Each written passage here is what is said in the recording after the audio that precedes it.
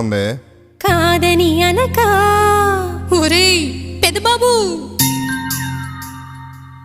నవ్వు దొరసాని చిరునవ్వుల సవడితో నువ్వు సందడి చేయాలి, చిరునవ్వుల సవడితో నువ్వు సందడి చేయాలి. నవ్వు నీలవేణి కొంటె నవ్వుల పల్లకిలో నిన్ను రోజు చూడాలి, కొంటె నవ్వుల పల్లకిలో నిన్ను రోజు చూడాలి.